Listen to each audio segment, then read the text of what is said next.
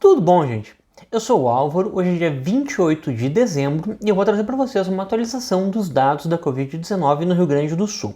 Então, essa daqui era a curva da semana passada, no dia 20 de dezembro, a gente estava registrando aqui 407.755 casos e a curva tinha esse formato aqui, côncavo para baixo, bem acentuado, o que infelizmente não indica uma diminuição do número de casos, indicava um represamento forte. E de fato, essa semana, para o mesmo período, a gente está registrando 425.478 casos. Então a gente vê que já deu uma diminuída nesse padrão de concavidade para baixo, mas continua ainda um pouquinho côncavo para baixo. Pode indicar tanto desaceleração quanto uma ainda presença de represamento. Infelizmente, eu estou apostando mais nessa segunda hipótese. Eu acho que ainda tem represamento aqui, porque essa semana do dia 20 ao dia 27 teve o Natal, então teve menos confirmações. E a gente observa que esse represamento também ele foi bastante longo aqui, ele tem represamento ainda visível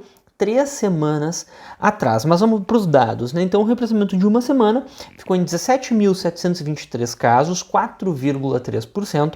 É um represamento bastante alto, mas menor do que a gente vinha observando nas últimas semanas.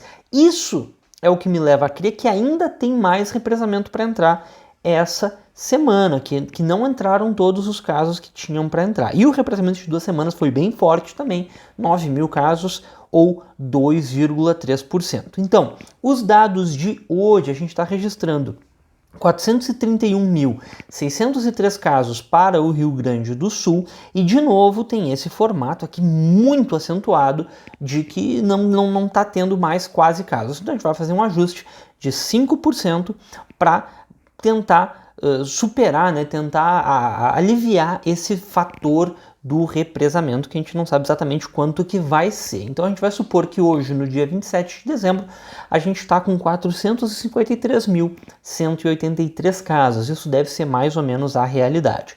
Com esses dados, o que a gente observa no aumento percentual? Deu uma pequena acalmada, mas continua num patamar muito elevado, 22.203 novos casos em uma semana. Se a gente for aqui nos novos casos por dia, a gente observa que a gente teve um recorde há não muito tempo atrás, no dia 30 de novembro, 7.175 novos casos registrados no mesmo dia, e se a gente olhar as médias semanais, a gente vê que as médias estão um pouco mais baixas do que estiveram lá no final de novembro, início de dezembro, onde a gente chegou num recorde de ter uma média em uma semana de 4.344 casos por dia no Rio Grande do Sul. Agora a nossa média está na faixa dos 3.200 casos por dia, mas ainda é uma média muito alta. Lembrando que no auge da primeira onda, lá no dia 7 de agosto, a média era 50% mais baixa, 2.276 casos por dia. Então a gente está numa média muito alta de confirmações, um pouco mais baixa do que já foi, mas o período ainda não é para a gente celebrar, inclusive porque pode ser que a gente esteja vivendo nessas 2 últimas semanas, principalmente, um represamento, e também a gente tem que ver qual que vai ser o impacto das festas do final de ano, as aglomerações que vão surgir aí nos núcleos familiares. Isso pode levar os casos a ter uma nova subida e talvez voltar para um patamar aqui de 4.000 casos por dia. Espero que não. Mas vamos ver, a gente não pode ainda comemorar. Aliás, não pode comemorar mesmo, porque a gente está ainda num patamar muito alto de confirmações, né? O ideal era bem abaixo de 2.000 casos por dia, lembrando que 2.000 casos por dia, nessa semana, 9 semanas atrás, eu já estava chamando a atenção, que estava chegando perto de um patamar muito ruim para o nosso estado. 2.000 casos por dia é um patamar muito alto. A gente aqui queria ver abaixo de 1.000 casos por dia e de preferência abaixo de 100, né? Mas enfim, vamos lá, vamos continuar olhando os dados. Essa semana a gente está com 408.306 pacientes recuperados. Então a gente observa que a curva dos pacientes recuperados ficou mais ou menos na mesma distância do número de casos total, o que significa que o número de casos ativos mais ou menos se manteve estável. E de fato, a gente chegou essa semana a 36.385 casos ativos conhecidos no Rio Grande do Sul. Um pequeno aumento em relação à semana passada, mas só que em relação a 2 semanas a gente manteve o nível. E que mais? Número de óbitos. Essa semana a gente chegou quase assim a 8.500 óbitos, a gente chegou a 8.492 óbitos. Teve um aumento essa semana pequeno, mas os óbitos estão bastante represados. Observando aqui os óbitos semanais, a gente vê que há 3 semanas atrás a gente teve um recorde de óbitos no estado, 464 óbitos, e na semana passada 434, muito perto desse primeiro auge de óbitos que aconteceu entre 27 de julho e 3 de agosto, que a gente teve 440 óbitos na mesma semana. Agora a gente teve 434 óbitos, mas os dados dos óbitos têm represamento de 2 semanas no mínimo. Por exemplo, na semana passada, essa semana que estava com 400, que agora está com 464 óbitos, estava registrando apenas 450, e depois quando consolidou os dados ficou em 464, e ainda pode aumentar um pouquinho. Então aqui a gente está hoje com 434 casos nessa semana, mas pode ser que chegue a 450, 460, e essa semana infelizmente a gente vai ver esse 204 virar alguma coisa na casa dos 400 óbitos provavelmente. Então a gente está num período onde tem muita gente perdendo a vida por razão da Covid-19. Agora, os dados da testagem no Rio Grande do Sul, que é muito importante a gente visualizar e fazer uma análise semanal desses dados, porque é aqui que a gente tem controle.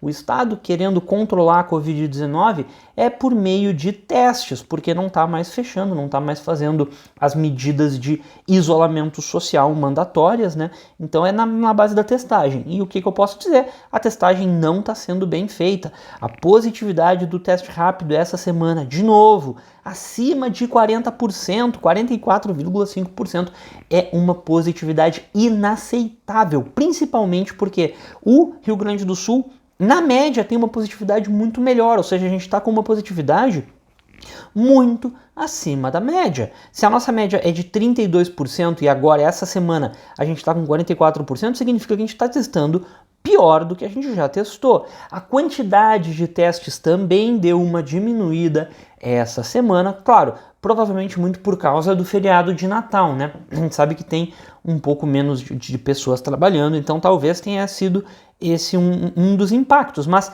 é pouco teste. Vamos dar uma olhada aqui nos gráficos, na série histórica, desde aqui do dia 28 de junho. Cada ponto aqui representa uma semana, e a gente vê que já faz aqui 3 meses que a positividade do teste PCR só sobe. 3 meses que a positividade do PCR só sobe, ou seja, isso daqui é a qualidade da testagem diminuindo semana após semana. Olha que essa semana a gente chegou a positividade abaixo de 20%, agora a gente está com positividade acima de 40%.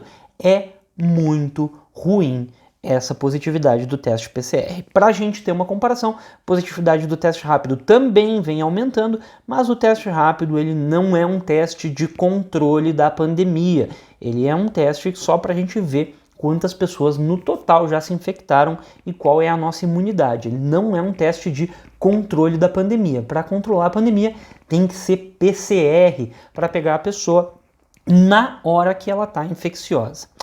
A proporção do PCR do teste rápido está mais ou menos meio a meio, um pouco mais de PCR do que teste rápido.